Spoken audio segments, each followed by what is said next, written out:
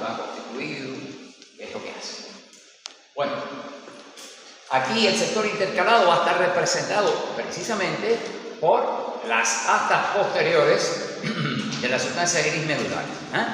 Estas astas posteriores e inclusive también un pedacito, el pedacito más posterior del asta anterior, todo eso está lleno, pero llenito, de cuerpos de neuronas intercaladas. Ese es el sector intercalado del segmento medular.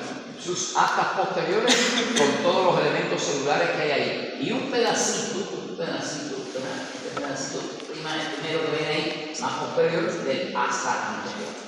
Todo eso son neuronas que integran el sector intercalado o lo que es lo mismo, internuncial, ¿verdad?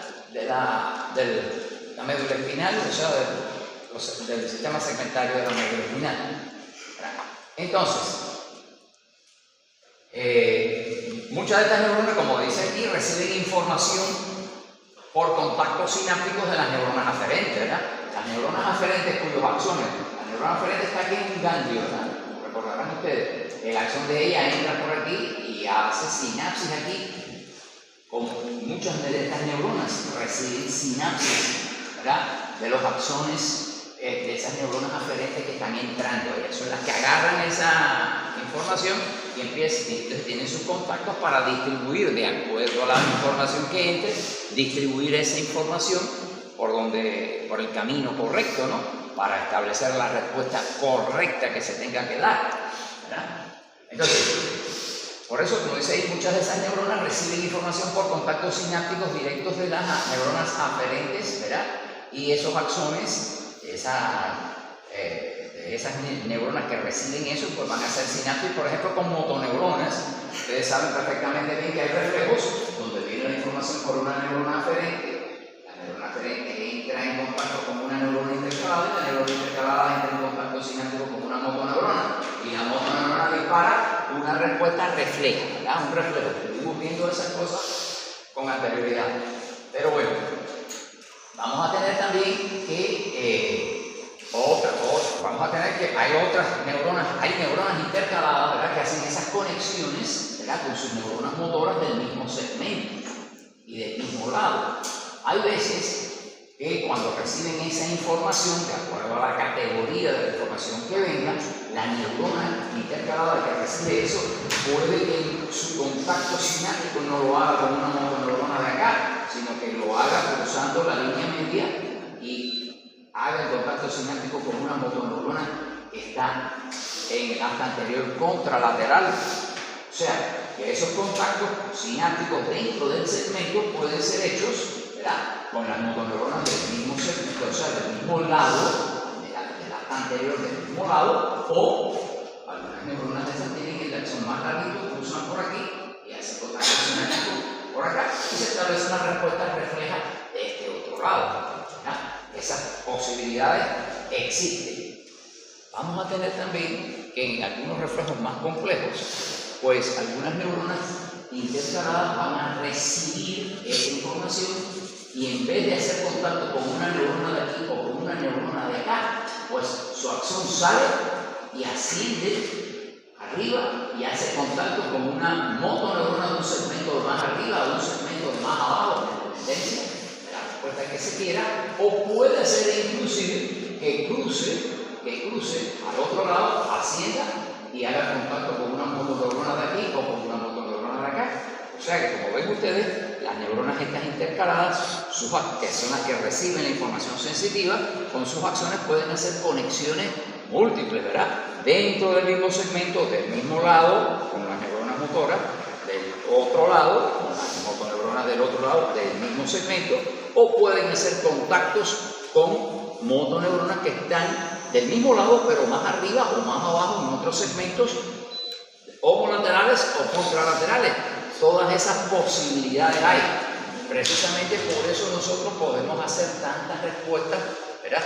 Tantas respuestas reflejas, complejas, que implican movilización de miembros de un lado por donde no entró la información, ¿verdad?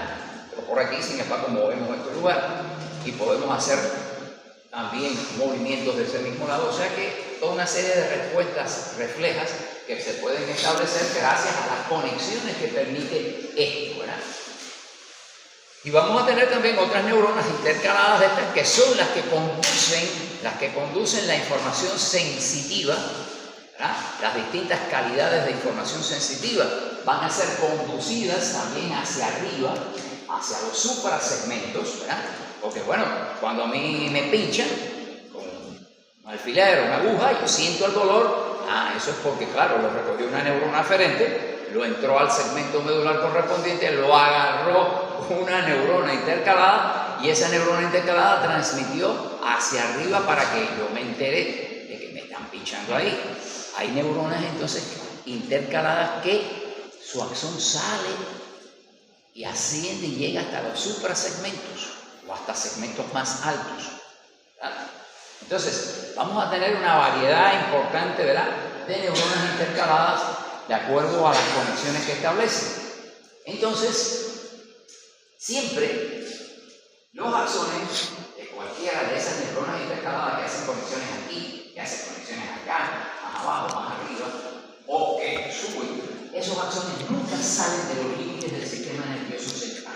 Siempre van a estar aquí para allá, para acá, sin salir. No es como el caso de los axones de las neuronas sensitivas que están aquí en el cambio y vienen desde la periferia entrando aquí, ni tampoco los axones de las neuronas motoras, esta de la parte anterior, que salen hacia el sistema nervioso periférico. Los axones de estas neuronas están ahí, siempre dentro del sistema nervioso central, haciendo conexiones dentro del sistema nervioso central, ¿verdad? Entonces, bueno, aquí tienen ustedes la zona donde está delimitado lo que es el sector intercalado en la médula espinal, de este lado y de este otro lado igual, ¿no? Pero bueno, está señalado aquí. Y el sector eferente o motor, aquí lo están viendo, astas anteriores y astas laterales, como ya vimos en la clase anterior, ¿verdad? Entonces, fíjense ustedes que agarra también un pedacito de lo que viene siendo el asta anterior. Este pedacito que es el asta anterior también está lleno de neuronas intercaladas, ¿verdad? Bueno, estas neuronas intercaladas derivan, como todas las neuronas, del tubo neural y específicamente de esta zona que se ve de color celeste, que es la llamada placa alar. Esta sería la placa basal de donde derivan las motoneuronas que ya estudiamos, y de la placa alar, que es la más dorsal, derivan las neuronas intercaladas, estas que hemos estado señalando. Entonces, estas neuronas generalmente vamos a encontrar sus cuerpos, muchas de ellas tienen sus cuerpos así, en forma fusiforme, ovoidea, ¿verdad? Algunas de ellas tienen muy pocas dendritas.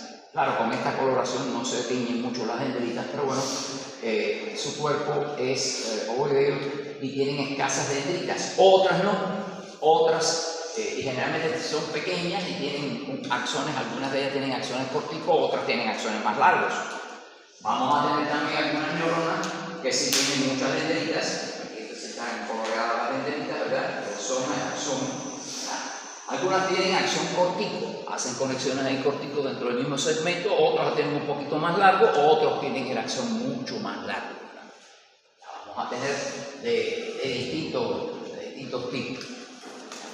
Entonces, aquí les mencionamos algunas de las características, ¿verdad? Las características que tienen los cuerpos de estas neuronas intercaladas. Algunas, como dije ya, son muy pequeñitas y tienen su cuerpo fusiforme, con pocas dendritas. Otras tienen el cuerpo más grande y tienen muchas dendritas. Algunas tienen axones corticos, otras tienen axones largos. Depende de a dónde tenga que ir ese axón, a qué conexión tenga que hacer, ¿verdad? Entonces, aquí vamos a tener, dice aquí, por ejemplo, existen básicamente dos tipos bien diferenciados morfológicamente, como estábamos hablando, ¿verdad? Neuronas intercaladas según su aspecto en las divisiones esas de Golgi, que son las que tiñen bien la fibra y algunas de las neuronas. Algunas van a tener un soma voluminoso y estrellado con muchas dendritas bien ramificadas, otras son de soma más o menos fusiforme, como dije ya, La primera, estas estrelladas, son características de los núcleos específicos. Núcleos específicos, ¿verdad? Vamos a tener en la médula, en la sustancia gris de las altas posteriores, vamos a tener algunas agrupaciones de neuronas llamadas neuronas intercaladas específicas. Específicas quiere decir que van a conducir, por ejemplo, les va a llegar un tipo de aferencia determinada, por ejemplo, puede llegar una aferencia de tipo tacto fino, le puede llegar un tipo de aferencia de tipo tacto grosero, le puede llegar un tipo de aferencia dolorosa, le puede llegar un tipo de aferencia térmica, frío, caliente, un tipo de aferencia propioceptiva. Son informaciones muy específicas que las reciben esas neuronas y las conducen realmente hacia los suprasegmentos. Hay otros conjuntos de neuronas intercaladas inespecíficas, ¿verdad? Que generalmente son las que se encargan de hacer las conexiones con las neuronas motoras o con otras neuronas intercaladas o neuronas motoras que están del otro lado de la médula, más arriba, más abajo. Ese tipo de neuronas que hacen ese tipo de conexiones dentro del segmento, ¿verdad? O segmentos vecinos, o son núcleos de neuronas intercaladas inespecíficas. Y esto es importante tenerlo claro porque veremos cuando estemos en el tronco cerebral que el sector intercalado del tronco cerebral se desarrolla muchísimo más todavía que en la médula espinal. Y entonces, estos conjuntos de neuronas intercaladas específicas, inespecíficas, también adquieren un desarrollo tremendo, ¿verdad? Por eso, aquí lo que tenemos que tener, claro, es eso, ¿vale? Vamos a apuntarlo aquí para que lo diga mejor. Vamos a tener neuronas intercaladas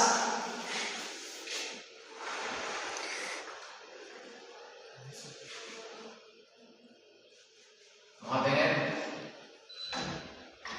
específicas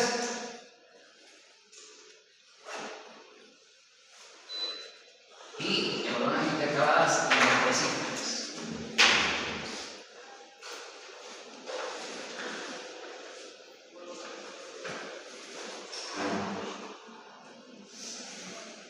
Estas neuronas intercaladas inespecíficas, ¿qué es lo que hacen? Bueno, estas conectan con motoneuronas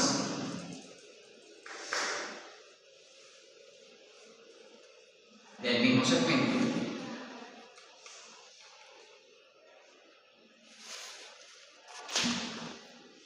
u otros segmentos.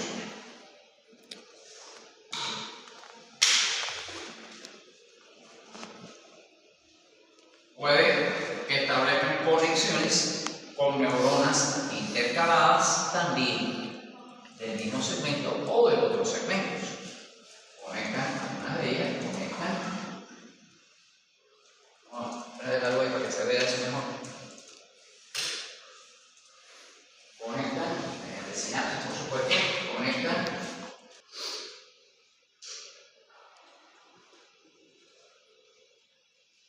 u otros segmentos. Las que son específicas, bueno, esas son precisamente las que van a reciben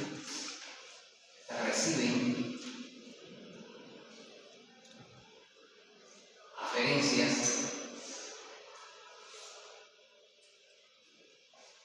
más especiales, más específicas, ¿verdad? Una aferencia que puede ser de tacto grosero, de presión propioceptiva, temperatura fría, caliente, alguna información de tipo propioceptivo, ¿verdad? Reciben aferencias específicas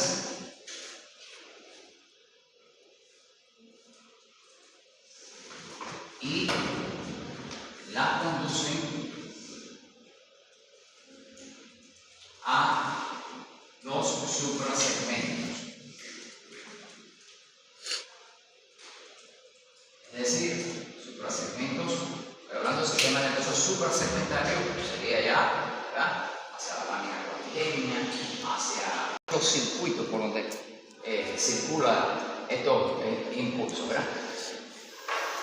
Como dice aquí, las neuronas intercaladas, especialmente las inespecíficas, las neuronas intercaladas inespecíficas, van a estar organizadas en varios tipos de cadenas o circuitos, ahí mismo, en el segmento medular, ¿verdad?, que constituyen diseños verdaderamente morfológicos que permiten muchas veces seleccionar la información, distribuirla e inclusive amplificarla, ¿verdad?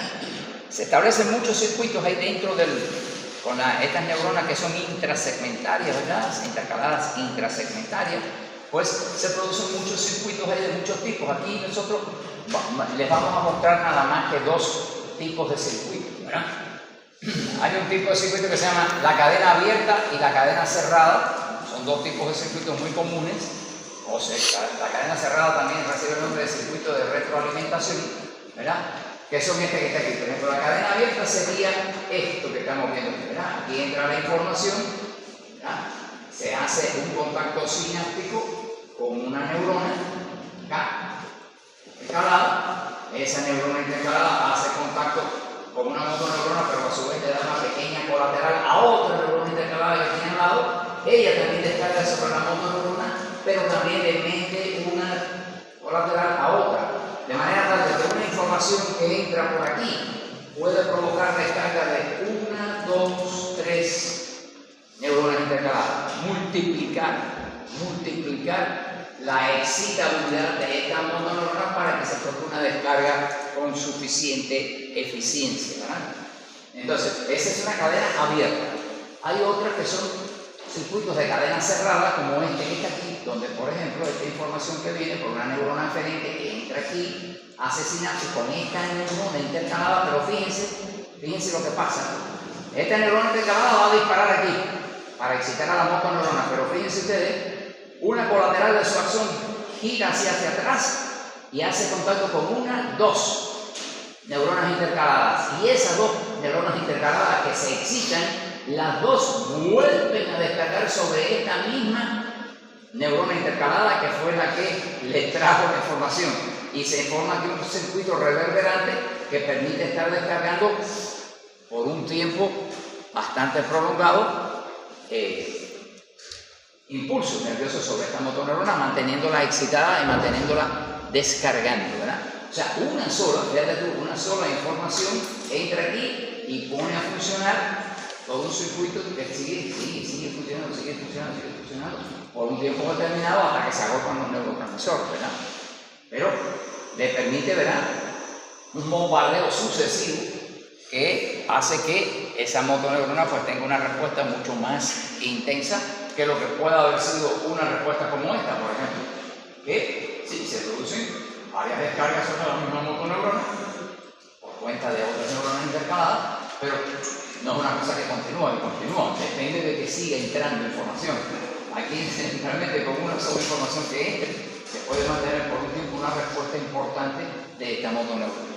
O sea, que estos circuitos, de los cuales hemos presentado dos, porque hay otros más complejos que no meterse en eso, estos circuitos son muy frecuentes, muy frecuentes en distintas áreas del sistema nervioso, y aquí en la médula espinal pues tienen una importancia grande en establecer conexiones con sus motoneuronas a través de estos circuitos, como ven ustedes aquí. Todas estas neuronas que están viendo ustedes aquí, están en el mismo segmento, su axón no sale del segmento medular, hacen conexiones entre ellas mismas y con las motoneuronas del mismo segmento. Esas neuronas son neuronas intercaladas intrasegmentarias, ¿verdad? Están dentro del segmento, su axón no sale para más ningún lugar, se queda en el segmento, ¿verdad? Las que hacen conexiones, por ejemplo, su axón sale y conecta con una motoneurona o con una neurona intercalada más arriba o más abajo, esas son neuronas intercaladas intersegmentarias, ¿verdad? Hacen conexiones, su axón su destino está haciendo contacto con elementos neuronales de segmentos más arriba, segmentos más abajo. Esas serían las intersegmentarias.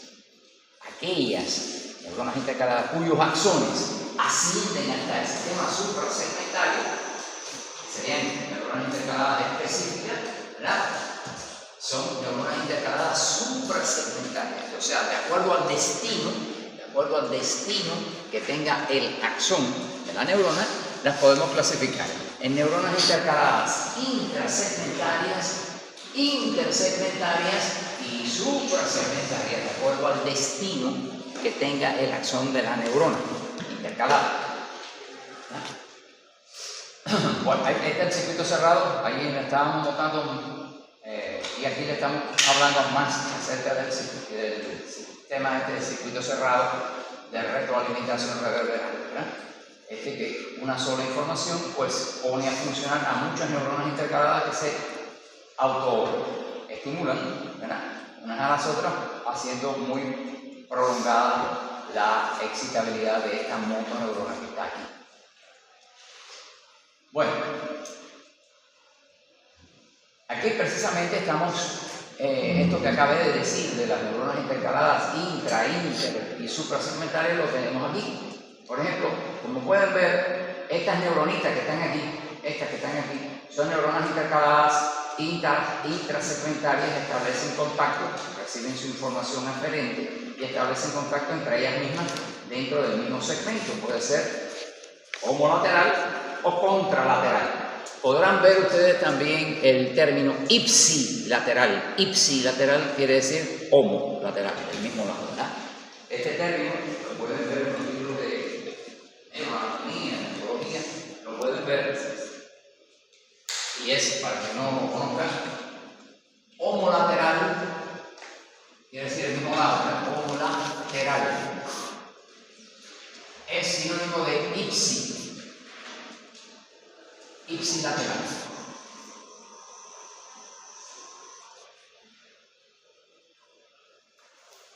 Ok, indistintamente se utilizan bastante, no puede ser que haya alguien que le suene raro. El ipsilateral es qué cosa es. Y bueno, y contralateral es el lado contrario, ¿no? Contralateral significa el lado contrario.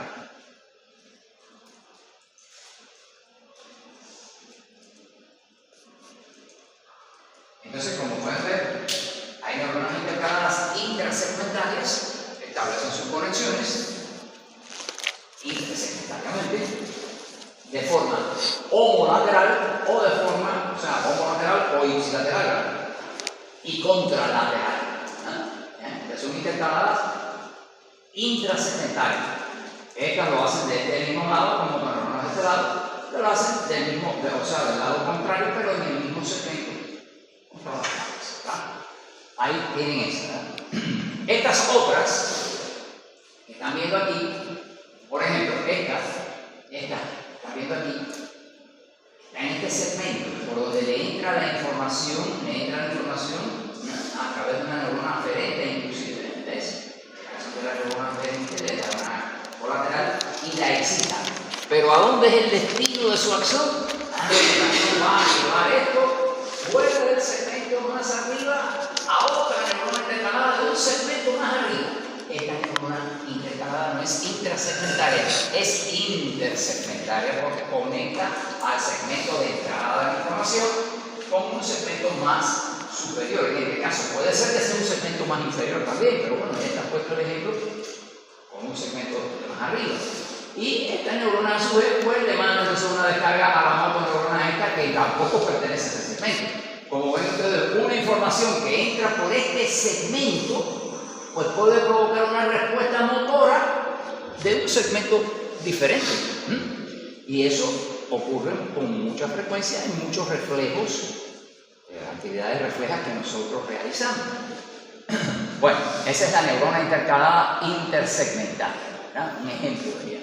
Esas conexiones se pueden hacer homolaterales, también existen conexiones de ese tipo contralaterales. Pero bueno, aquí tenemos un ejemplo lateral.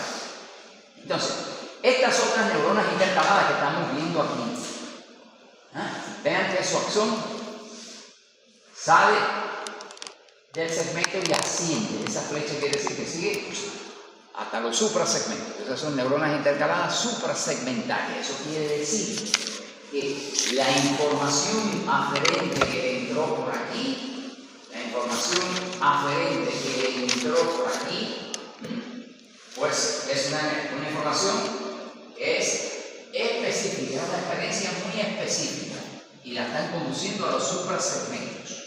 Por tanto, estos axones muy largos que forman las vías de la sensibilidad, las vías ascendentes de la sensibilidad. Entonces, bueno, como dice aquí, las neuronas intercaladas las clasificamos en tres tipos fundamentales: las que reciben acciones de neuronas aferentes o sensitivas, las que reciben acciones de otras neuronas intercaladas, como estas, por ejemplo, como estas que están recibiendo aferencias de otras neuronas intercaladas, ¿ya?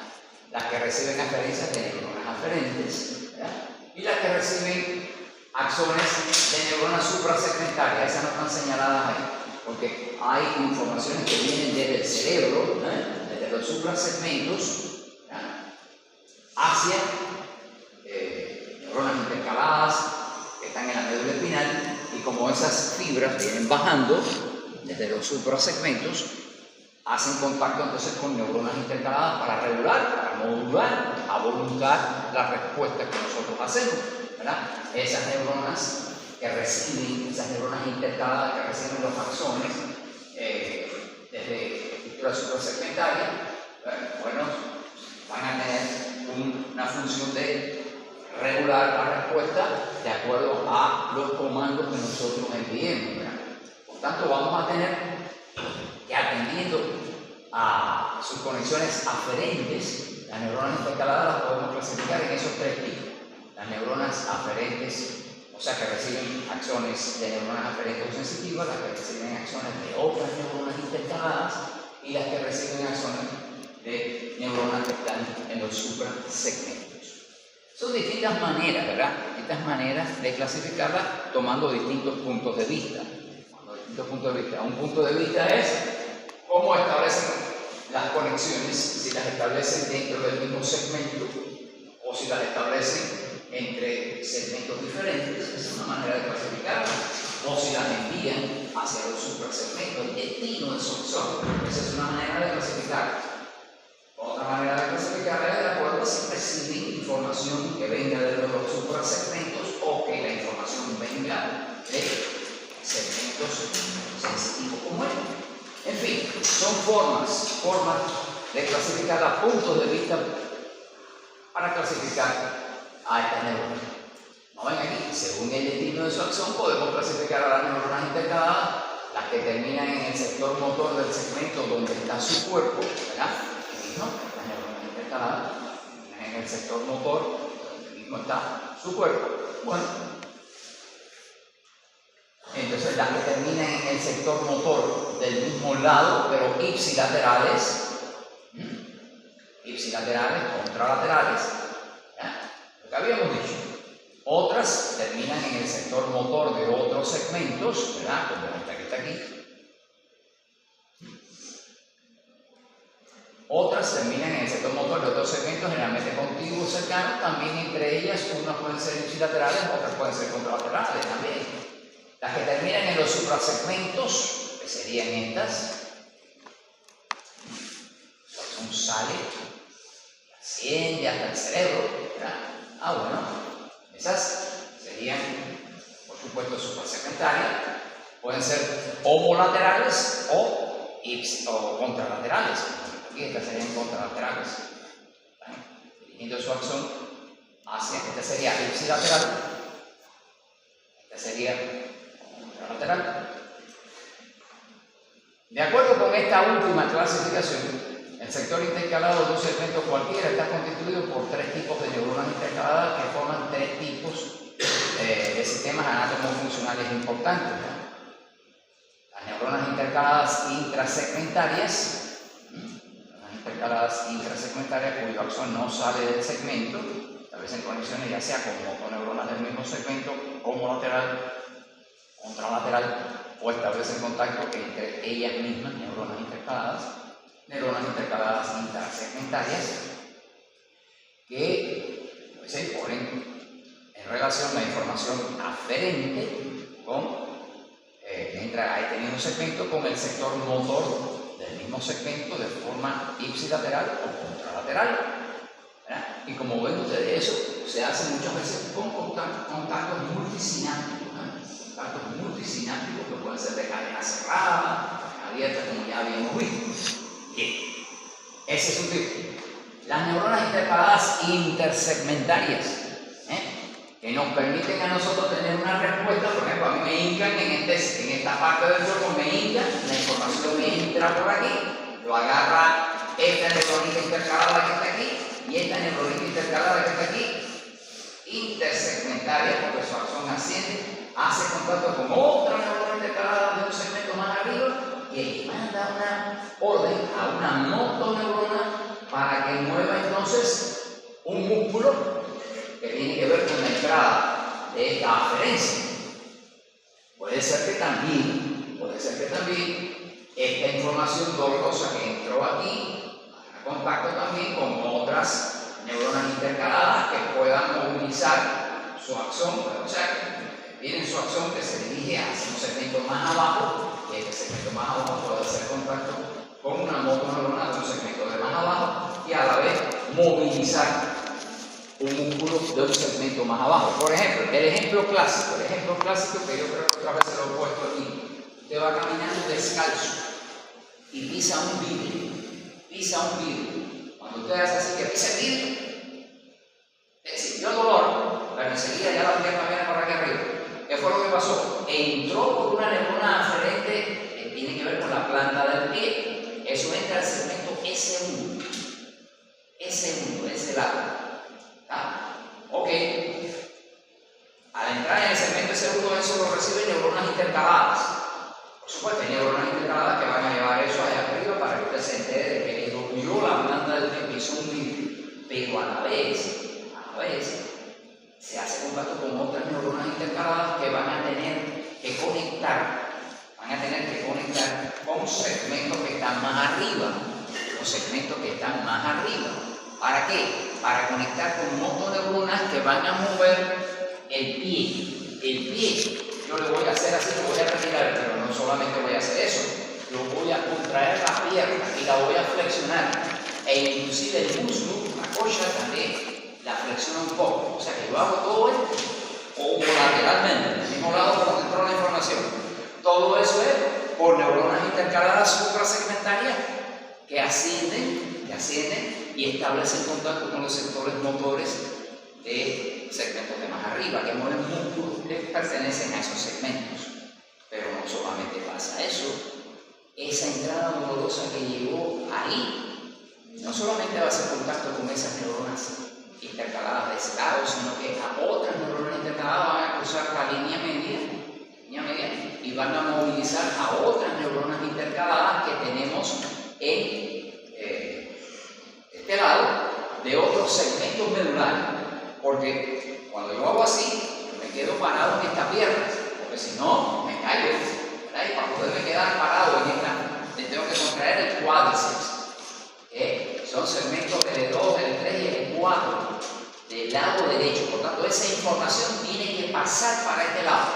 De eso se encargan neuronas intercaladas de este lado, que mandan esta información para acá, pero ascienden hacia segmentos lumbares, donde se van a contraer las fibras musculares de aquí del cuádriceps para que yo me pueda quedar parado. Pero también van a entrar en contacto con neuronas intercaladas que van a descender y van a contraer esta musculatura de aquí atrás, porque yo tengo que afincar el pie, porque si no me caigo, ¿no? Y todo eso se tiene que contraer. Bueno, eso se tiene que conectar con motoneuronas que tienen que ver con los gemelos. Esas pertenecen a ese uno del lado contrario. Como ven ustedes, estas neuronas intercaladas intersegmentarias permiten una calidad de respuesta bien elaborada y bien eficiente, que nos permite incluso defendernos de una agresión y de una manera refleja, automática, porque ustedes eso ni lo piensan.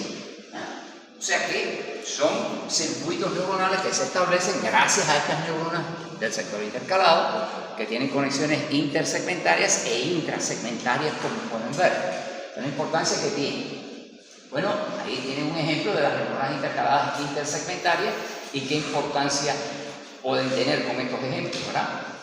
Y tenemos por último las neuronas intercaladas suprasegmentarias, porque en ese mismo ejemplo que yo puse, cuando usted pisó el vidrio, usted sintió dolor, consciente de que sintió dolor. Cuando vino a ver la pena ya estaba aquí, pero usted sintió dolor, y eso lo sintió porque hubo una neurona intercalada suprasegmentaria que recibió una colateral de la neurona aferente, y ella, su destino es conducir esa información cruzando la línea media y llevándola hasta arriba, hasta los suprasegmentos, para que eso llegue a mi corteza y yo sienta que tengo una agresión ahí en la planta del pie. ¿Ves? Entró el dolor por aquí, movilizó a estas neuronas intercaladas que transmiten dolor. Las neuronas intercaladas se tienen hasta el tálamo, que eso está aquí en el cerebro ya. Y las neuronas del tálamo se van a encargar de llevar esto a la corteza, esta que está aquí, que ya la estudiaremos nosotros, que es la corteza donde se reciben las sensaciones del hemicuerpo contralateral. Entonces, como ven ustedes, estas neuronas intercaladas son una revolución, una verdadera revolución funcional, que nos permite a nosotros tener respuestas complejas y poder tener toda una serie de funciones importantes que nos defiendan, además de tener conscientemente vivencia de esos estímulos que están ocurriendo, ¿verdad? Todo eso se lo debemos a estas neuronas intercaladas que pueden establecer estas conexiones. Verán ustedes que cuando lleguemos al tronco cerebral, este sector intercalado que vamos a tener en los segmentos del tronco cerebral, independientemente de que mantiene un patrón de funcional semejante a este que hemos estado viendo, porque se van a establecer reflejos así como este más o menos, pero ha alcanzado un grado tan grande de desarrollo que ese sector intercalado va a asumir nuevas funciones que no están presentes en la médula espinal. Lógicamente el tronco cerebral es una parte del sistema nervioso segmentario que está muy cerca de los suprasegmentos. Y eso va a implicar entonces que ese sector intercalado que vamos a tener ahí en los segmentos del tronco cerebral, independientemente de que mantenga funciones así como esta que estamos viendo aquí, asuma nuevas cosas, asuma nuevas funciones, adquiera nuevas responsabilidades, ¿verdad? Que las veremos cuando estemos en tronco cerebral, la próxima clase, ¿verdad? Bueno, pues ahí tenemos las neuronas intercaladas suprasegmentarias. Por tanto, ¿verdad? Vamos a tener que, desde el punto de vista de sus conexiones, el destino de estos axones, de las neuronas intercaladas, pues debemos de quedar con esto bien claro. Neuronas intercaladas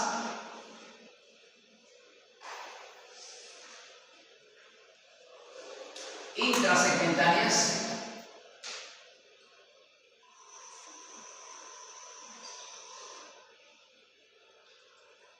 intersegmentarias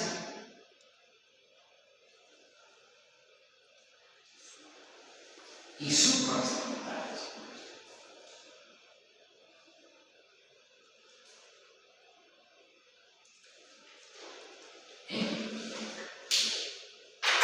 Importantísimas estas neuronas para poder tener muchas respuestas reflejas, ¿verdad?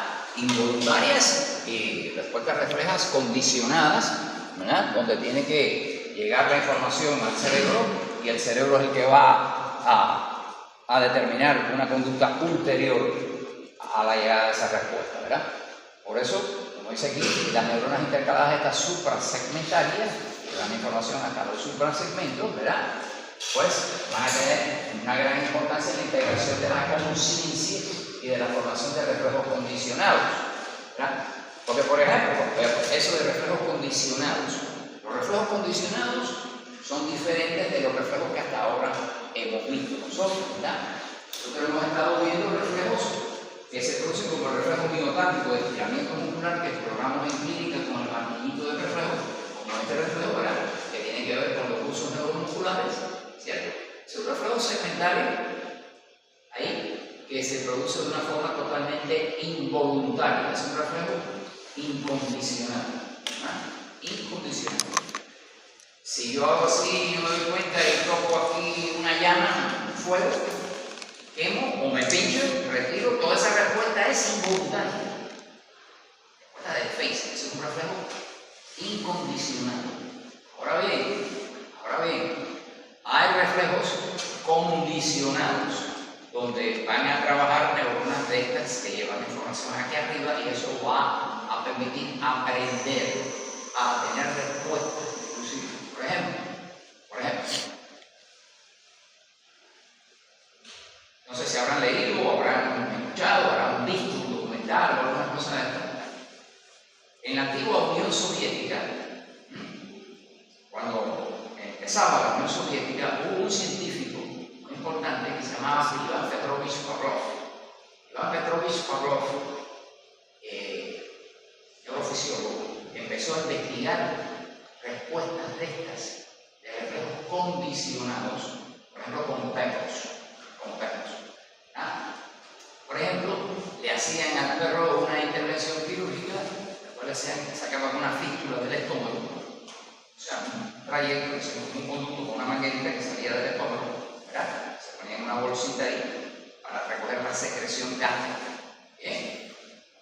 Estos perros al principio, los tenía ahí metidos en una especie de jaulita y entonces se les,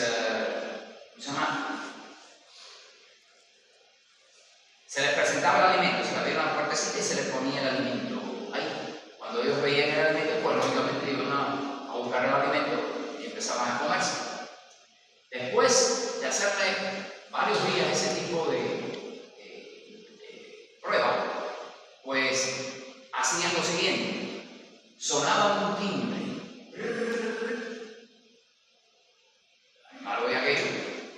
Y acto seguido, unos segundos después de eso, se abría la puertecita y salía el plato con la comida. El plato con la comida y vamos a ver. Había escuchado el timbre, eso le llegó a su conciencia y había visto el plato de comida. ¿Ok? Acabó. Al otro día le vuelven a hacer lo mismo, le suenan el timbre, hermano, le abren la puertecita y le ponen el plato de comida ahí. El animal vaya a comerse la comida. Y entonces, cada vez, por supuesto, que el animal veía la comida, tanto antes de que le sonaran el timbre, como ya después, cuando le estaban sonando el timbre, esos 2 días, se recogía secreción gástrica, porque el hecho de ver el alimento ya le provocaba al animal una respuesta incondicionada. Se produce un reflejo incondicionado que ya hacía de que segregara el todo. Pero después, y lógicamente cuando le sonaban el timbre y le ponían el alimento, veía el alimento también, se recogía secreción gástrica del animal. Pero entonces después empezaron a hacer lo siguiente: le sonaban el timbre al perro, y no le presentaban el alimento. El perro se paraba acá y empezaba a salir por la fístula secreción gástrica. Sin ver el alimento, ya el perro asociaba una señal que había aprendido por vías estas suprasegmentarias que le habían hecho las conexiones y sabía que después de eso debía de venir el alimento y por tanto ya le disparaba la secreción gástrica.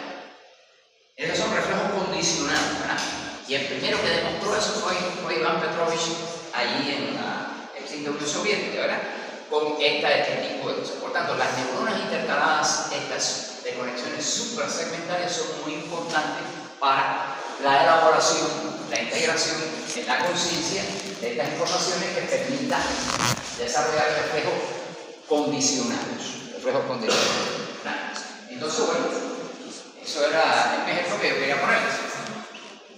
Vamos a ver entonces ahora, después de visto eso, hablar un poquito sobre la organización funcional de la médula espinal, porque ya hemos visto qué cosa es el sector aferente, qué cosa es el sector eferente motor, qué cosa es el sector intercalado, con las posibilidades estas que nos da. Vamos a ver entonces, pues aquí, revisar cómo estas neuronas intercaladas intrasegmentarias, intersegmentarias y suprasegmentarias, ¿verdad?, hacen posible, por estas relaciones sinápticas con neuronas sensitivas aferentes y con motoneuronas, una variadísima gama de respuestas reflejas, ¿verdad?, en la médula espinal, ¿verdad? Respuestas reflejas que son totalmente automáticas, muchas de ellas incondicionadas, ¿verdad? Bueno, aquí lo tienes. Ya lo habíamos hablado del reflejo de estiramiento muscular o reflejo miotático de estiramiento muscular. Aquí usted percute sobre el tendón. Al producirse el golpe aquí, eso produce un estiramiento del músculo. En el músculo tenemos un receptor que se llama uso neuromuscular que sensibiliza el estiramiento. Cuando se estira, estimula la fibra que está arrolladita, la fibra nerviosa aferente que está arrolladita, que no es más que la dendrita de esta neurona, se estimula y dispara un mensaje. Este mensaje entra directamente en contacto con una motoneurona aquí y se produce la respuesta. Ese reflejo, para producir esta respuesta, no necesita de neurona intercalada. Es un reflejo monosináptico, muy elemental. Todos esos reflejitos que exploramos con el martillito, pues son reflejos monosinápticos de estiramiento muscular, ¿verdad?, miotáticos, que no requieren de neuronas intercaladas para la respuesta motora como tal. Pero vamos a tener que hay otros reflejos que sí van a necesitar de eso. Porque bueno, y si ustedes se fijan, para que se produzca el disparo de esta motoneurona, no tiene que intervenir nadie más. Esta es una neurona intercalada, pero esta neurona intercalada no tiene que ver nada, no está conectada con la motoneurona que va a provocar la contracción del músculo. Aquí lo que provoca la contracción del músculo, que es la respuesta, es este circuito, este bucle, que es entre una neurona aferente y una neurona motora. ¿Bien? Ahora, el problema es el siguiente. Cuando un músculo agonista se contrae, ¿verdad?, por ejemplo, si yo hago esto, estoy contrayendo el bíceps y el braquial anterior, que son los que flexionan el antebrazo sobre el brazo. Pero hay músculos antagonistas, que son los que se oponen a este tipo de acto. Lo que está detrás, el tríceps. El tríceps es el músculo que hace esto. Si yo hago esto, no puedo contraer al mismo tiempo que esto, no puedo contraer esto, porque si no el brazo no se movería. Por tanto, para que yo haga esto, se tiene que relajar. Tiene que haber una garantía plena de que este músculo esté bien relajado para que yo pueda hacer esto bien. Y que se contraiga este, que es el que hace flexionar. La misma cosa va a pasar aquí. Para que se produzca con fluidez la respuesta de extensión de la pierna, se tiene que contraer el músculo cuádriceps. Pero se tiene que relajar los antagonistas que están acá atrás, que son los que flexionan la pierna. La pierna se flexiona por estos músculos que están aquí, semitendinosos, semimembranosos. Son los que flexionan la pierna. Lo que la extienden es el cuádriceps. Bueno, pues para que se relaje esta musculatura antagonista de esta, la misma entrada aferente que le dice a la motoneurona esta, dispara y contrae el agonista, le da una información a una neurona intercalada verdecita que está ahí. No quiere decir que sea verdecita, pero bueno, verdecita ahí en la figura, ¿verdad? Y esa neurona intercalada dispara un impulso inhibidor. Inhibidor quiere decir que paraliza, que detiene, que inhibe a las motoneuronas que excitarían a esta que está aquí, a estos músculos flexores. Y por tanto, este músculo se queda bloqueado, no interfiere para nada, se queda relajado. Por tanto, este reflejo garantiza la contracción y garantiza también que se produzca la relajación del antagonista, ¿verdad? Ahí, en esa parte sí interviene la neurona intercalada. En la respuesta de extensión como tal, ¿verdad?, pues no hay ninguna intervención de neurona intercalada. Bueno, pues este es un tipo de reflejo, ¿verdad?, que va a ser, ¿cómo se llama?, lo exploramos en clínica constantemente. El reflejo patelar, el reflejo aquilio, el reflejo estilo radial, cúbito pronador, bicipital, tricipital, serie de reflejos que ustedes aprenderán a explorar, ¿verdad?, en clínica, que busca precisamente ver cómo están estos circuitos trabajando, ¿verdad? Entonces, bueno,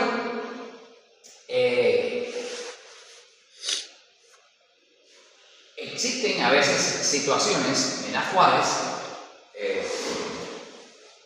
y eso lo verán ya cuando estén hablando de enfermedades y estas cosas del sistema nervioso,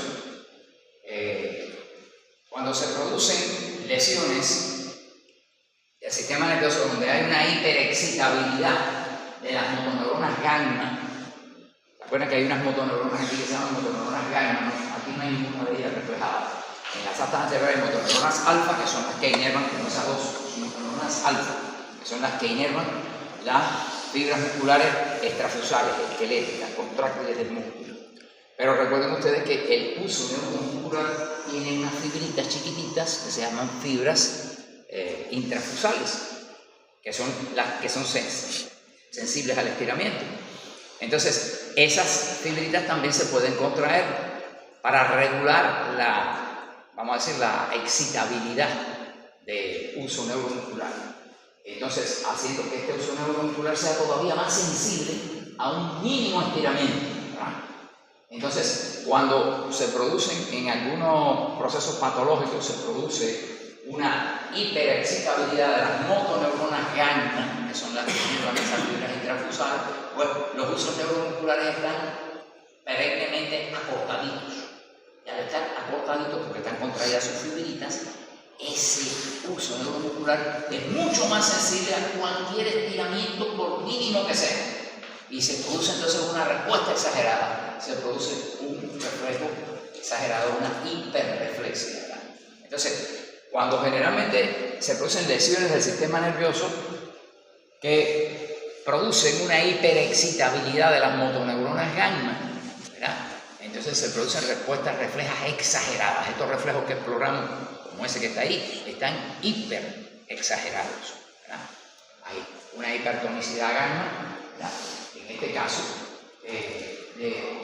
pero ustedes me dirán, bueno, eso es en el caso de que haya una enfermedad de las motoneuronas gamma, pero bueno, y normalmente cuando no están enfermas las motoneuronas gamma, ¿qué función tienen haciendo contraer al uso neuromuscular? Bueno, es que en determinadas condiciones necesitamos que esos pulsos neuromusculares estén bien excitables. Por ejemplo, cuando usted va a hacer una carrera de velocidad, tiene que garantizar que la excitabilidad pues vaya, y entonces el pulso neuromuscular se pone más cortico, y cualquier movimiento de extensión que usted haga, pues dispara fácilmente una contracción y esa actividad muscular que usted está haciendo repetidamente, pues se puede hacer mucho más eficiente, mucho más rápida, ¿verdad? Entonces, eso pues es una función que van a tener las motoneuronas gamma. Aquí, por ejemplo, vamos a ver el funcionamiento del uso neuromuscular y del órgano tendinoso de Golgi, ya que estábamos hablando de eso. Aquí, por ejemplo, esto que están viendo ustedes es una fibra extrafusal, son fibras extrafusales del músculo, de un músculo determinado, ¿verdad? Y esto es un uso neuromuscular. ¿Ven cómo la cápsula está conectada aquí al endomisio y al tendón, de manera tal de que si ese músculo se estira también el uso neuromuscular y la fibrita ángulo-espiral que tiene aquí, pues dispararía hacia la motoneurona. ¿Bien? Entonces, eso es lo que ocurre en este tipo de reflejos que hemos visto aquí. Eso es lo que ocurre aquí. Cuando yo golpeo aquí, se estira esto y dispara, ¿verdad? Aquí lo tienes. ¿Ven? Si esto se estira, se produce un disparo. Fibras, se llaman fibras 1A, estas de las neuronas. ¿Verdad? Ven ustedes que están muy excitadas por el estiramiento, disparan y le meten una excitabilidad a la motoneurona agonista. La neurona agonista dispara y produce la contracción del músculo. Eso es lo que ocurre normalmente en el reflejo de estiramiento muscular. Y bueno, vamos a ver ahora aquí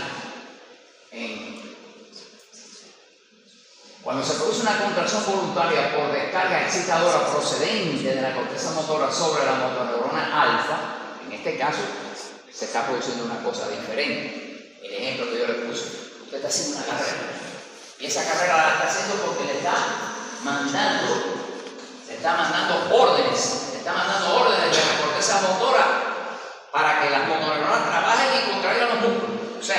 está llegando, dice aquí, llegando desde la corteza, una activación de las motoneuronas alfa, ¿cierto?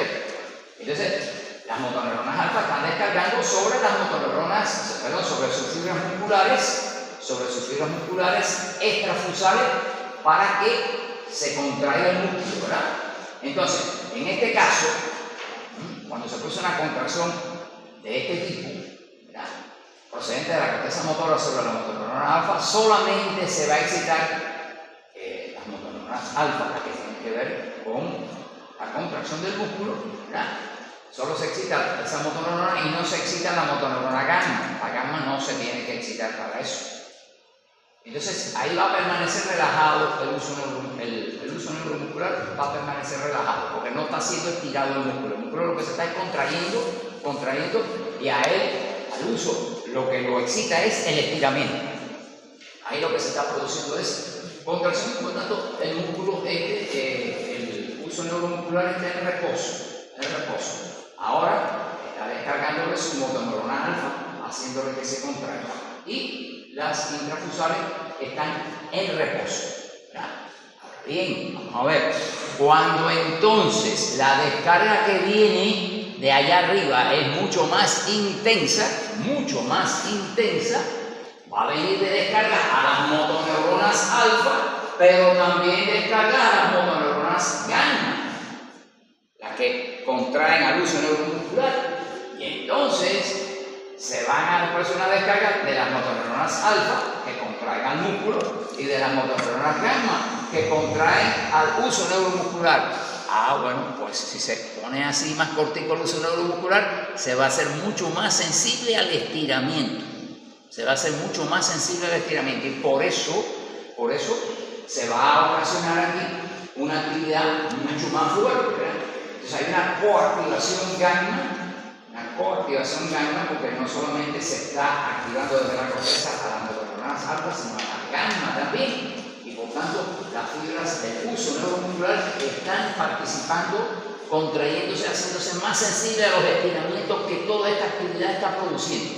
Y esto, al producirse este acortamiento, pues esto provoca que con los estiramientos que va a sufrir el músculo con esta actividad, pues se produzca una descarga excitatoria importante sobre la motoneurona. Entonces la motoneurona va a tener una tremenda actividad, porque va a tener la actividad que le están mandando por aquí la corteza, y va a tener también la actividad que le está mandando el uso neuromuscular, directamente excitando la acción del músculo. Por tanto, el músculo va a trabajar con una intensidad y una fortaleza tremenda. Entonces, por ejemplo, hay veces que cuando esta actividad muscular se está desarrollando con una tremendísima energía, esta coactivación gamma podría poner en peligro al mismo músculo, porque se está contrayendo demasiado fuerte y se podría producir un desgarro, tendinoso, se podría, por esta actividad tan brutal que está teniendo el músculo con este esfuerzo, se podría producir un desgarro de un tendón, ¿ya? Entonces existe un mecanismo para minimizar en esas condiciones, cuando están viniendo órdenes desde arriba muy intensas, para poner a trabajar al sistema motor alfa y al sistema motor gamma, ¿verdad? Existen entonces una medida de protección para tratar de minimizar las posibilidades de que con esa actividad tan intensa que está teniendo el músculo se produzca un desgarro, ¿verdad? Y entonces la protección consiste en esto que vamos a ver ahora aquí. En los tendones hay un tipo de receptor que yo se los había presentado nada más cuando dimos el sector aferente, que se llama órgano tendinoso de Golgi. El órgano tendinoso de Golgi se estimula cuando el músculo se contrae. Cuando el músculo se contrae, este músculo extrafusal se contrae, tira del tendón, ¿verdad? Y cuando la contracción del músculo es muy fuerte, la tensión sobre las fibras del tendón son muy fuertes. Y si son muy fuertes, como dije ya, podrían dañar la inserción en el hueso. Se podría desgarrar el músculo. Entonces, cuando es muy fuerte la tensión sobre el tendón, ¿verdad?, se excitan estas dendritas que vienen a parar en esta neurona, sobre esta neurona aferente que está aquí en el mismo ganglio, donde está esta otra que viene de acá. Y entonces, cuando se excita, manda un impulso. Y este impulso que viene aquí excita a una neurona intercalada intrasegmentaria, mirenla aquí, la azulita esta que está aquí, que es inhibitoria. Entonces, ¿a dónde va la acción de esa neurona? Bueno, ahí mismo al segmento y a entrar en contacto con la motoneurona alfa, que está ahora contrayéndose a una intensidad tremenda porque le está llegando la excitabilidad que viene por el uso neuromuscular y la excitabilidad que viene desde la corteza. Entonces, es una actividad intensa, ¿verdad?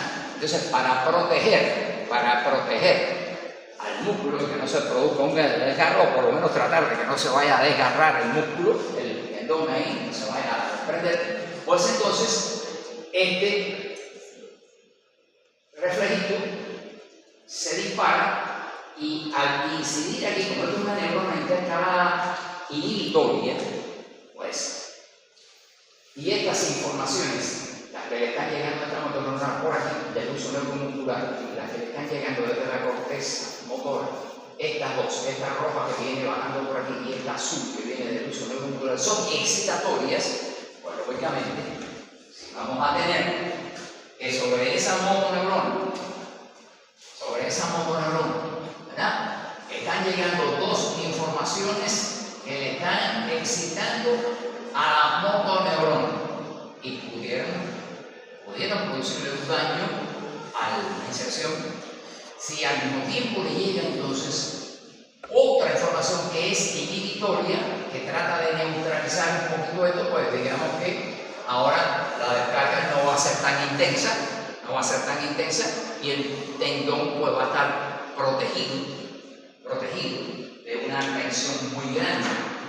Entonces, este reflejo, el órgano tendinoso de Golgi, que se dispara cuando la contracción del músculo es muy intensa, porque no solamente está trabajando el reflejo miocárdico, sino está trabajando también una orden que viene de arriba de la corteza motora, pues nos va a permitir que se pueda producir una protección para las inserciones tendinosas y que no se desgarren. Por eso te dice aquí dice contracción activa con activación gamma. La activación de las motoneuronas alfa y gamma desde los suprasegmentos, ¿verdad?, provoca contracción de fibras extrafusales, ¿verdad?, como ya vimos, ¿verdad?, e intrafusales también. Entonces, los usos activados vía gamma refuerzan mucho el estímulo, por tanto, la neurona está descargando excitatoriamente y está descargando también por lo que viene por aquí arriba. Entonces, esto va a producir una tensión importante en el tendón, va a estar muy tenso. Entonces, cuando ya llega a ese grado de tensión, llega a cierto nivel, se dispara la excitabilidad de estas fibras del órgano tendinoso que mandan cierto grado de inhibición, ¿verdad?, a la motoneurona para que la motoneurona se contraiga fuerte, pero no tan fuerte como para lesionar el músculo, ¿verdad? Y entonces, presionar al tendón que se vaya a desgarrar de él. Entonces, es una manera de proteger, ¿verdad? Por eso aquí esta descarga inhibidora del órgano de Golgi sobre la motoneurona alfa a través de la neurona intercalada inhibitoria disminuye la tensión excesiva sobre el tendón, protegiéndolo de un desgarro, ¿verdad? Entonces, bueno, ese es un ejemplo de una actividad refleja donde neuronas intercaladas intervienen protegiendo precisamente dentro de la actividad motora, protegiendo al músculo y al tendón de un posible desgarro que pudiera ocurrir por una sobreactivación muy grande voluntaria que está viniendo, pero que pudiera también lesionar. Entonces, eso queríamos destacar ahí con esto. Pasamos a ver, en esta organización funcional de la médula espinal, pasamos a ver los reflejos de flexión o defensivos, de los cuales ya hemos estado hablando, ¿verdad? Cuando te pinchas con algo, pues se produce una respuesta que tú lo que haces es contraer tus músculos y retirar, ¿verdad? Cuando te quemas, pues rápidamente se produce la retirada de la extremidad. Estos son reflejos de defensa, donde viene una información aferente desde el área dañada, desde el área atacada, ¿verdad? Y esa información aferente va a entrar en contacto con una neurona intercalada, y esa neurona intercalada va a excitar. Esta es una neurona intercalada, y neuronas intercaladas que son excitatorias, como estas, y otras que son inhibitorias, como las que acabamos de ver, ¿verdad? Entonces, esta neurona intercalada excitatoria va a descargar sobre la motoneurona del músculo que hay que poner a funcionar para retirar la extremidad dañada, ¿verdad? Entonces, bueno, aquí tenemos otro ejemplo, ¿verdad? De reflejos intrasegmentarios, porque no es dentro del mismo segmento y no va a participar segmento fuera del lugar lesionado, ¿verdad? Y entonces el estímulo nociceptivo causante de dolor provoca una respuesta de retirada del segmento corporal agredido mediante una flexión inducida por músculos del mismo segmento, ¿verdad? Que están inervados por motoneuronas que están en ese mismo segmento. ¿Sí? Como ven ustedes, el mismo segmento. Aquí no hay nada que vaya para allá arriba ni que vaya para abajo, es todo. Los receptores nociceptivos estimulados transmiten un impulso nervioso por fibras aferentes tipo C o tipo delta, que son las fibras. Las tipo C son aquellas que son amielínicas, las delta son esas que tienen una vallita de mielina muy delgadita, ¿verdad? Son dos tipos de fibras dolorosas que transmiten dolor. Esta es un poquito más rápido, esta es un poquito más lento, pero bueno, se produce lo suficientemente rápido como para que se produzca la llegada a la médula espinal y se establezcan estas conexiones reflejos.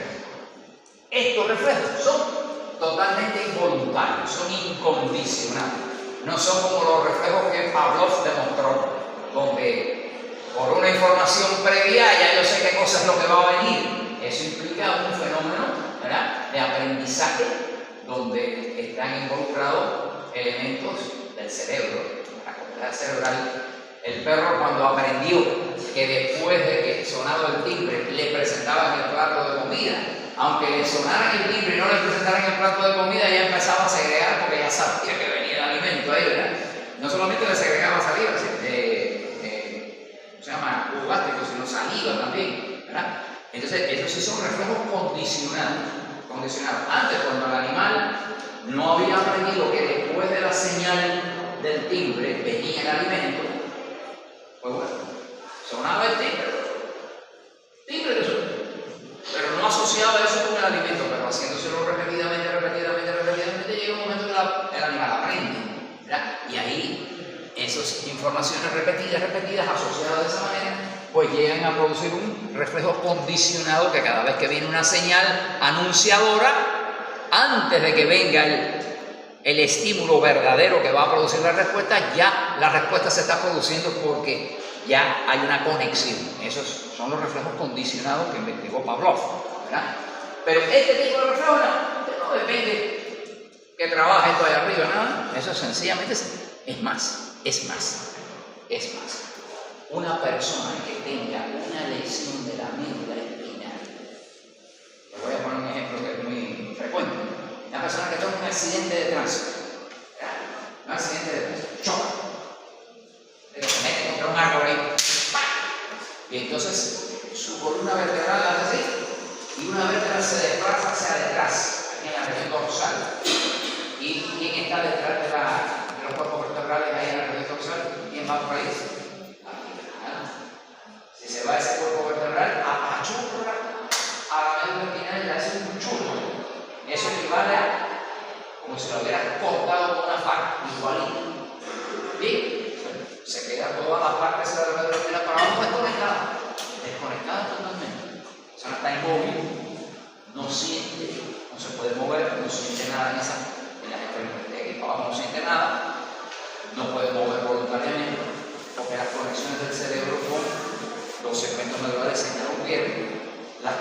que vienen de los segmentos medulares al cerebro, que llevan la sensación que están interrumpidos. Después de pasar las 2 semanas, aproximadamente 2 semanas, puede ser un poquito más, puede ser que hasta 2 semanas y media o 3 semanas, pues van a empezar a ocurrir toda una serie de cosas. La médula espinal, esa que ha quedado totalmente desconectada de los suprasegmentos, se acostumbra a esa sola conexión y por tanto empieza a organizar todas estas actividades reflejas segmentarias, intrasegmentarias e intersegmentarias que estaban dormidas, porque cuando ocurre el accidente, después del evento agudo, durante esas 2 o 3 primeras semanas no hay reflejo, no hay reflejo, usted pincha al paciente, el paciente no siente y además no retira la pierna. Totalmente desconectada la médula. Pero bueno, después, como le decía, que pasan las 3 semanas, la médula ya empieza a adaptarse a esa situación y estas actividades reflejas intrasegmentarias e intersegmentarias se exacerban. Empiezan a funcionar pero al máximo, porque no tiene nadie de aquí arriba que le controle. Quien le controla a uno toda esa respuesta es las influencias suprasegmentarias que descienden y controlan el funcionamiento de todos los reflejos. Pero, bueno, ya esto no existe, ya han pasado unas cuantas semanas donde la médula aislada se ha adaptado a esta libertad que tiene ahora y entonces ahora se desarrolla. Entonces, se acerca al paciente que está acostado en la cama, que no se puede mover, no se puede parar, no puede caminar, no siente dolor tampoco, pero usted hace así, le pincha y puede obtener esta respuesta. Se recoge esta pierna y se estira la mano. Y tú le dices, ¿tú no sentías dolor? No, yo no sentí nada. Dice el paciente, yo no sentí el pecho, usted me hizo nada ahí, eso se movió solo. Una respuesta automática.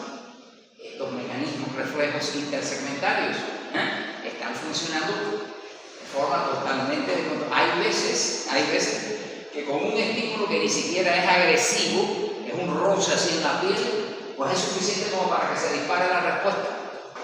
Cuando usted le va a explorar los reflejos segmentarios, el estiramiento muscular, le percute aquí, es una hiperreflexión, porque se exageran los reflejos intrasegmentarios. Professor, mas a pessoa não. Eu atendo um paciente que ele é tolerante e aí quando ele deita, assim, aparece bastante espasmo. Qual que é essa comunicação? Tipo, existe alguma comunicação? Como é que esse paciente quando está? Ele é cadeirante e aí Sim. ao deitar na maca ele tem muito espaço. Quando Ele tem espasmo, na verdade, são assim. voluntariamente no funciona. Son respuestas reflejas nada más. Respuestas reflejas segmentarias e intersegmentarias. Toda esa actividad refleja intrasegmentaria e intersegmentaria, pues se exacerba cuando hay una lesión medular. Y eso te demuestra de que hay reflejos, de que hay circuitos medulares que están funcionando ahora a plenitud, ¿verdad? Donde muchas de estas respuestas son respuestas intersegmentarias, que van a estar integradas por neuronas intercaladas. Gracias a estas neuronas intercaladas se puede establecer ese tipo de respuesta, ¿verdad? O sea que estos son mecanismos, estos son como circuitos integrados, como si fueran pastillas de circuitos integrados que tenemos en el sistema nervioso, que normalmente no van a funcionar de esa manera. Normalmente están sujetos, subordinados a mi voluntad, porque lógicamente para yo caminar, hacer esto que estoy caminando, ¿verdad? Yo tengo que poner a funcionar todas estas vías reflejas, tengo que poner a funcionar la T, tengo que poner a funcionar lo que hace que se contraiga la pierna esta para que caiga esto aquí, que hace que se contraiga otra parte aquí. Todo eso son reflejos segmentarios e intersegmentarios conectados, pero están funcionando como un programa que viene de aquí arriba, que dice cuando yo tengo que tirar esta pierna, cuando yo tengo que avanzar la otra, cuando tengo que hacer esto. Es un programa. Ahí la actividad refleja de la médula está programada y ejecutándose de acuerdo a ese programa, ¿cierto? Ahora, cuando hay una lesión medular, como esta que yo le dije, que se acabó, no hay conexión ya, y pasó un tiempo suficiente, caso de un accidente, estoy hablando, o de una enfermedad aguda que interrumpa la médula espinal, como se puede presentar un brote de esclerosis múltiple, una mielitis transversa, es como seccionar la médula. Pues lógicamente después de pasar 2 o 3 semanas, pues ya la médula se acostumbra a no tener ninguna regulación de arriba y dice, bueno, pues esto lo organizo yo ahora como me parezca. Y todas estas respuestas, porque todos esos circuitos están intactos. Lo que se lesionó fue la conducción o la conexión con los suprasegmentos. Y los reflejos se disparan, exacerbados. Nos casos de pacientes que têm um membro amputado e têm as sensações de que são membro fantasma, Sim, essa é outra coisa. Essa é outra coisa. Sim, aí, mas o que acontece nessa interconexão que ainda continua sentindo? Bueno, eso no tiene que ver nada con esto, pero bueno, ya que tú me has preguntado, te voy a responder.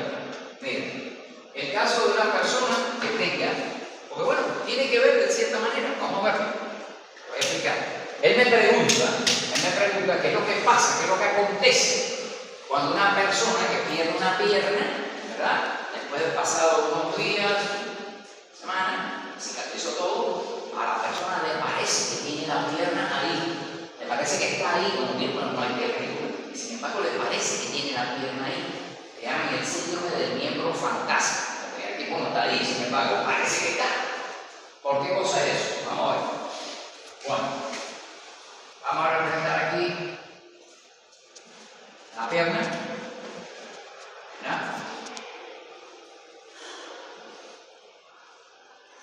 Bueno, digamos que aquí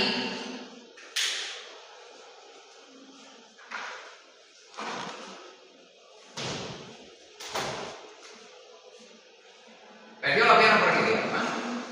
Perdió la pierna. Ya esto no existe. Pero ¿qué pasa? Que aquí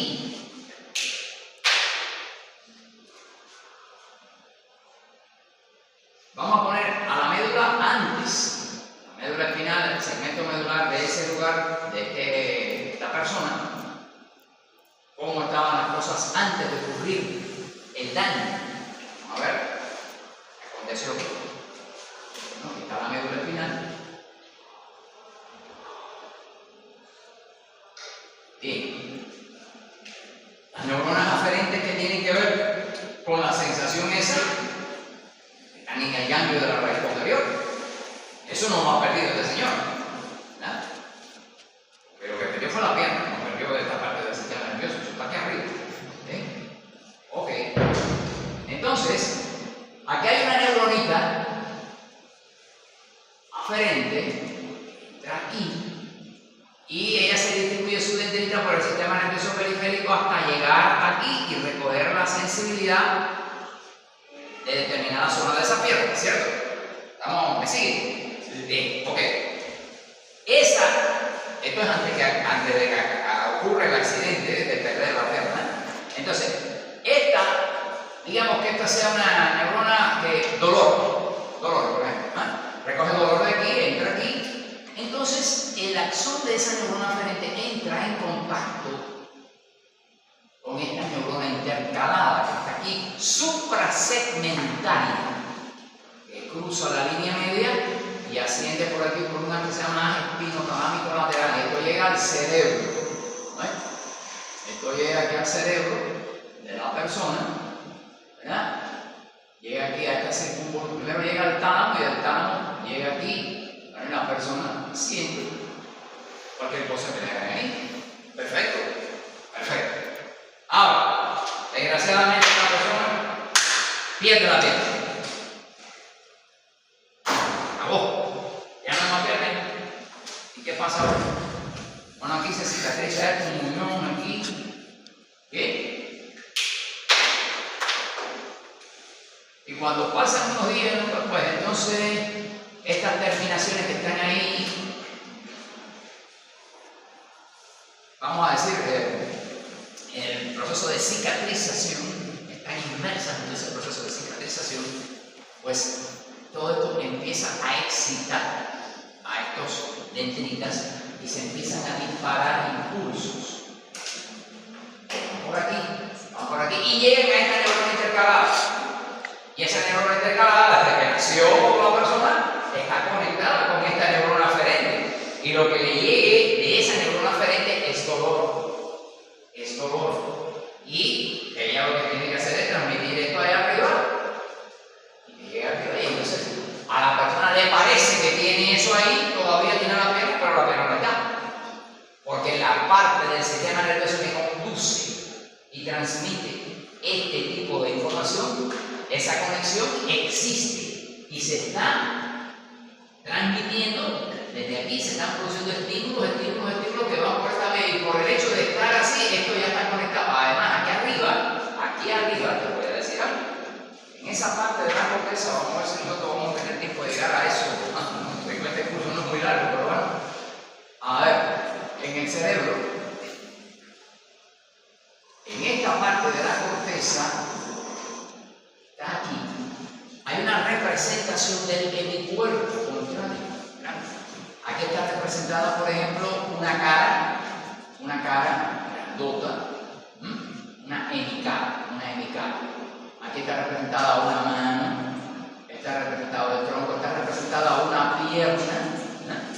Toda esa parte es a donde van llegando las sensaciones de las distintas partes del cuerpo, van llegando ahí. Y todo ese esquema tú lo tienes allá arriba. Eso no lo perdiste en el accidente, esas conexiones están ahí. Entonces, por tanto,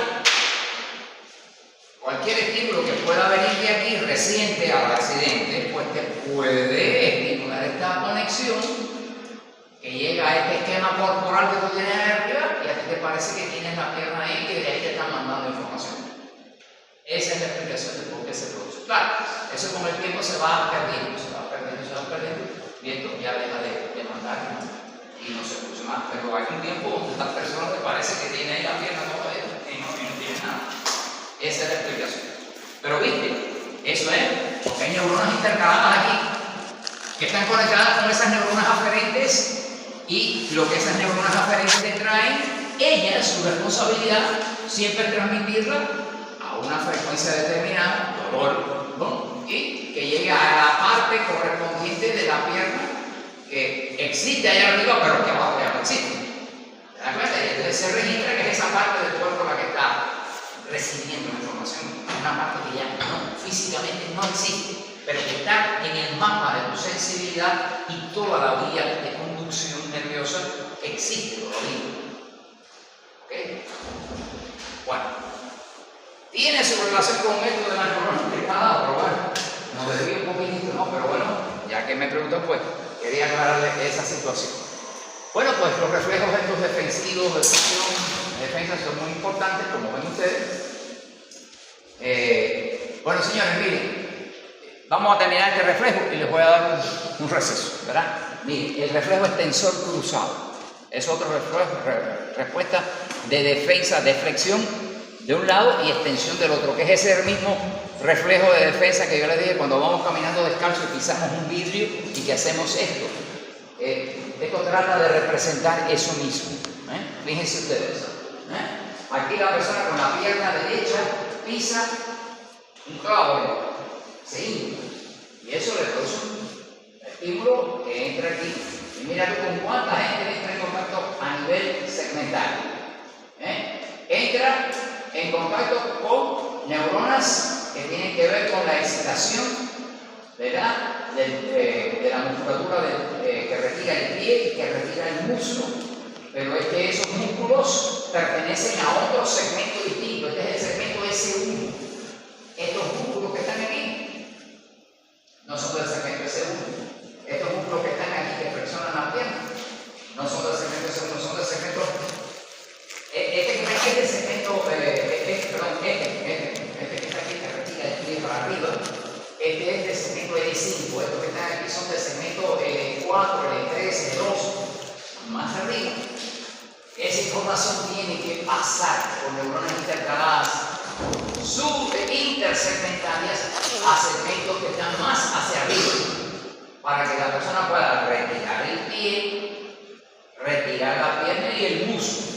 ¿Ok? Entonces, esa es una parte importante del reflejo. Pero la persona tiene que mantener extendida esta pierna, porque si no, se cae. Entonces, la misma información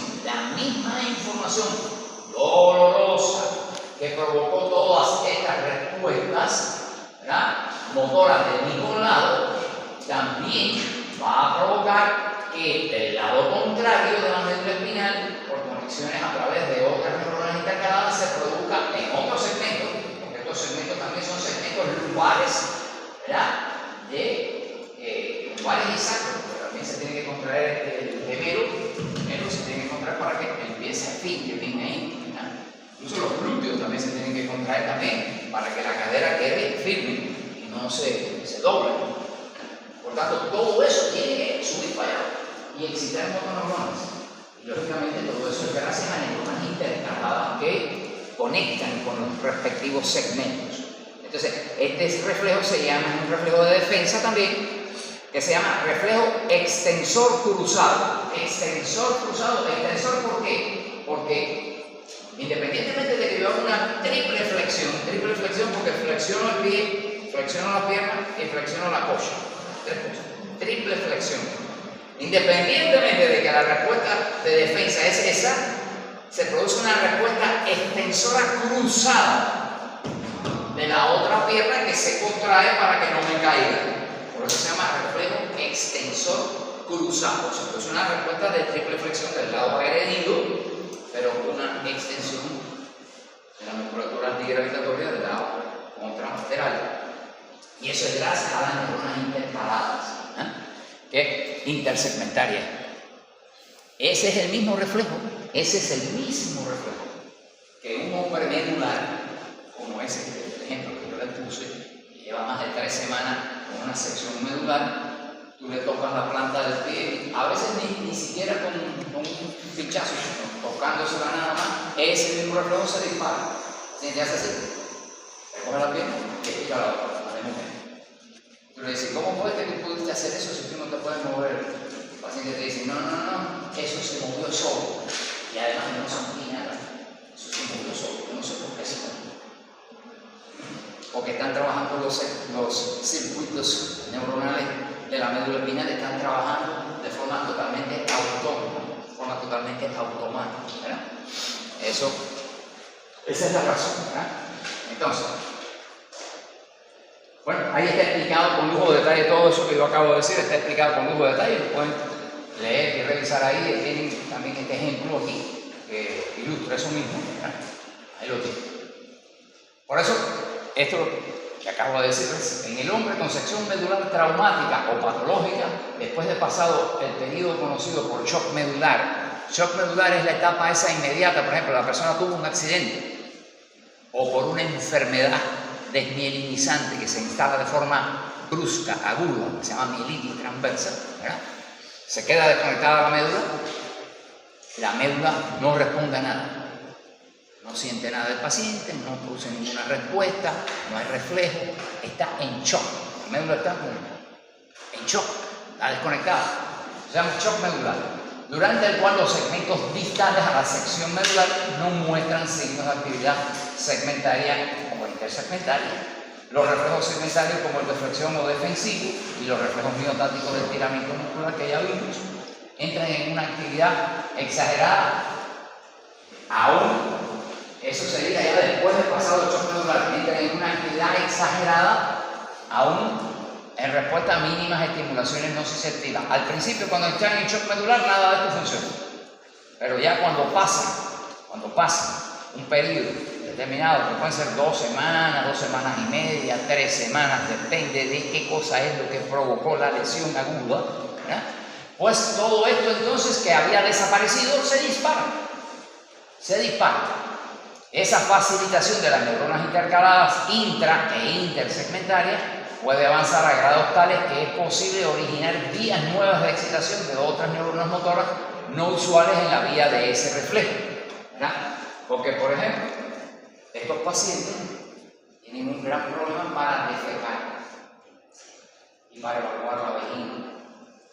Hay veces que con el entrenamiento depende mucho, eso no quiere decir que esto se vaya a producir en cualquier persona que vaya a tener esto, pero bueno. Hay algunos pacientes que de acuerdo a la lesión que haya provocado la interrupción de la médula espinal, determinados estímulos táctiles, por ejemplo, el paciente, por ejemplo, no siente deseo de defecar, tiene tendida ahí la barriga, tiene heces acumuladas, ¿verdad? La vejiga llena, no puede evacuar.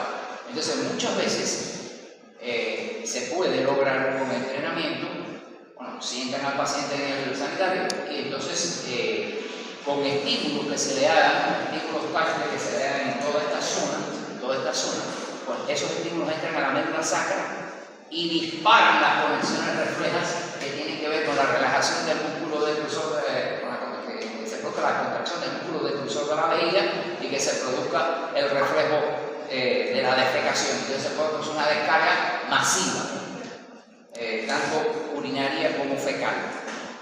Estamos reflejos masivos, ¿verdad?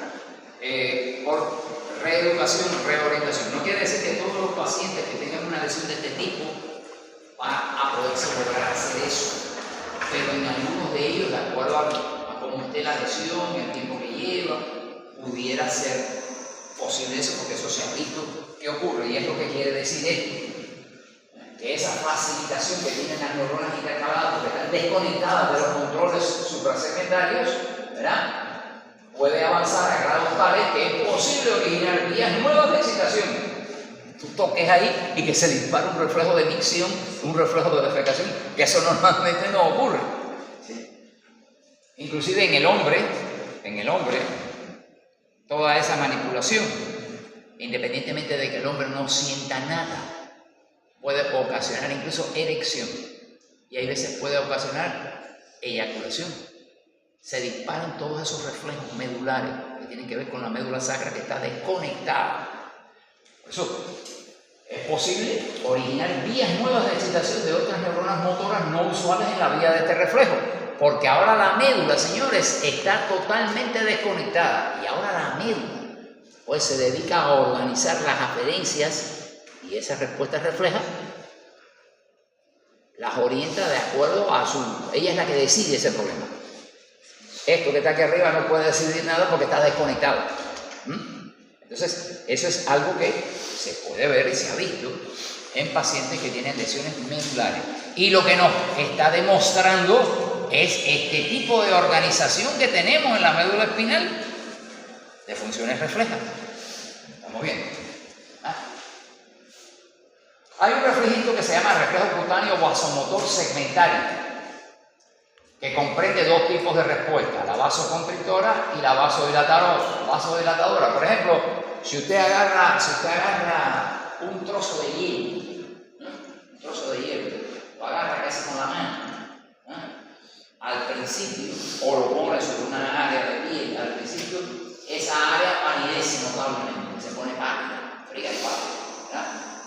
Y ya después que pasa un ratito, pues se empieza a poner más rubicunda, se empieza a poner más enrojecida. Eso, el frío ocasiona una respuesta vasomotora, vasoconstrictora, que hace que se palidezca la zona que estuvo en contacto con el objeto frío. Y después, cuando ya tú quitas el objeto frío, poco a poco se quita ese tipo de estímulo, pues puede aparecer entonces después subsiguientemente una vasodilatación y se enrojece el área. Igual que cuando tú agarras algo caliente, y cuando viene a ver eso está colorado ahí, está rojo, ¿verdad? Está rojo, ¿por qué? Porque, bueno, se produjo una entrada aferente de calor muy grande que disparó motoneuronas motoneuronas simpáticas que están en la médula espinal y que dispararon sobre los vasos sanguíneos, dispararon entonces una vasodilatación para que entonces se produzca un enrojecimiento y para que ese enrojecimiento, para que esa zona que está caliente ahora, el aire pueda llevarse ese calor. Esa vasodilatación lo que hace es tratar de que se pueda disipar el calor que entró excesivamente a esa área. Esos son reflejos también mediado por neuronas intercaladas, solo que la parte motriz es por motoneuronas que están en las astas laterales y en los ganglios simpáticos, estos que están en las cadenas ganglionares, ¿verdad? Son respuestas reflejas también. Ahí está explicado todo eso. Bueno, vamos entonces a dar un receso ahora para terminar después